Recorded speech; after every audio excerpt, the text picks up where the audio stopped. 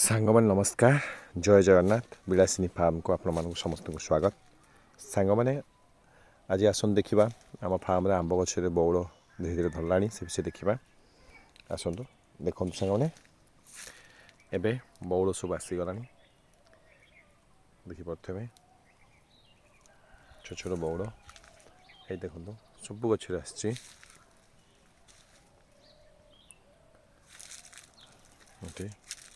सांग मैंने ये हूँ आमर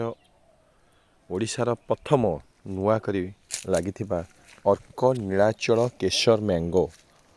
बा अर्क नीलाचल केशर आंब यहाँ हूँ आम ओडिशार नुआ भेराइटी प्रथम थर पर यहाँ लगी आम फार्म रे ओडिशा रे ए आंब आपन कोठी भी पाइबे नहीं यहाँ फर्स्ट टाइम आमर एठू प्रोडक्शन हम जोटा अर्क नीलाचल केशर मैंगो नाम परिचित आप देखुवे ये समस्त अर्क नीलाचल केशर मैंगो ट्री जिते सब गछ रही सबुत बर्तमान फूल धीरे धीरे धीरे धीरे धीरे धीरे आसला आप देखिपे आसूची बाहर और सांगने फल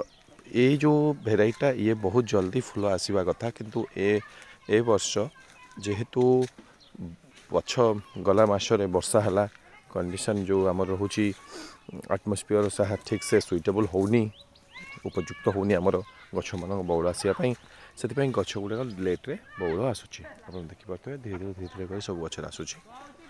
तेणु यही आमको अपेक्षा करा पड़ो ए मसटा फेब्रुआरी मसरे संपूर्ण रूपे बौड़ आसीज एवं आप देखिपे बौड़ आसीगला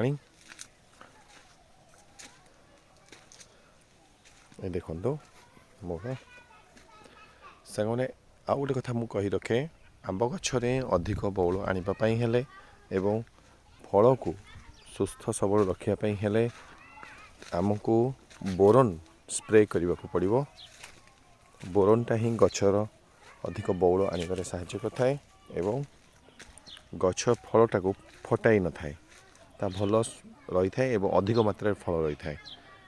आम स्प्रे करा जाए आम स्प्रे करवा आउ गोटे कथा सांग मैंने ये आंब गछ आप जो देखुंत ये आंब गछ सांग मैंने केवल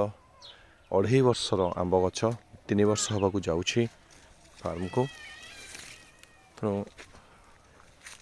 देखिपे के सुंदर बहुत बढ़िया सजे हो बौड़ आसी भाव ये समस्त गचरे बौड़ धीरे धीरे धीरे धीरे धरला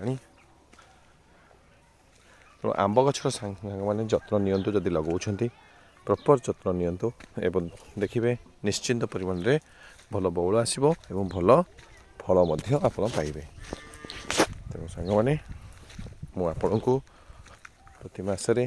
आपण को अप टू डेट करेबी जे बौड़र किपरि जत्न नबा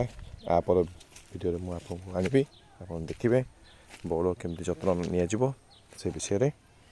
तेणु जदि वीडियो भल लगी सांग मैंने लाइक करूँ चैनल सब्सक्राइब करूँ